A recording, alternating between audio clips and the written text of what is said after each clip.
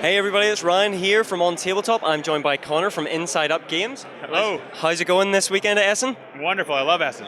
You're dressed in fantastic garb. What are you dressed up as today? Oh, this is just regular street attire for Canada. Okay, grand. You're walking on the streets of Ontario or Toronto. Yeah, perfect, perfect.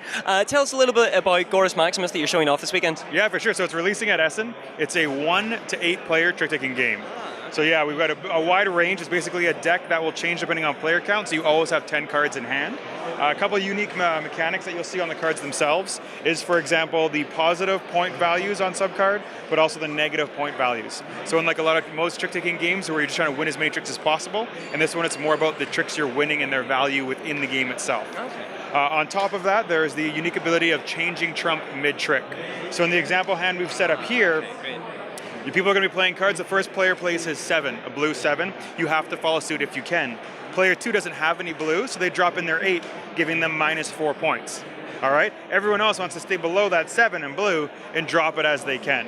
Okay. Now the last player has a blue 11, which they could play, but they would win the trick and get the negative points. So instead of doing that, they issue a challenge by matching the rank of the last card played, changing trump immediately to brown, meaning high trump wins and he eats his own 8. Okay, so there's that extra level of manipulation, so where you can steal the ones you want and get rid of the ones you don't want. At the end of the game, wherever trump stops, that 0 and only that 0 will be worth 5 points. The other ones are worth nothing. So you also need to manipulate trump in such a way to end it on the color that you want it to be at the end of the game. Okay, fantastic. What were some of the design inspirations of this game? Were you playing like Deck 52 card games, or what did you build from, and what were you wanting to achieve with it? So I grew up playing just card games all the time. I play a lot of bridge with my parents, but it was actually 10 years ago my wife and I were, this is my 4th game, but it's the most recent we released. 10 years ago in Thailand, my wife and I were on the beach playing a lot of cards, and we actually created a 2-player trick-taking game that worked really, really well. I kind of forgot about it, as awful as it sounds. Luckily, my wife writes everything down, so she had actually written the rules down in the back of her travel journal. So then in between the releases of our recent games and the next bigger games, I needed something small, and the ones I'm working on right now aren't far enough along. So she mentioned, why don't we bring out this game? And luckily, I had met Kwanchai Moria, the phenomenal artist, at Gen Con 2 years ago now, I think.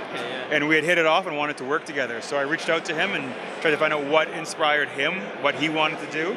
And we actually had a different theme to the game, but he had always wanted to do gladiators. So the more I thought about it, I made a couple small little tweaks to the card layout and the order, and that's what you have here today.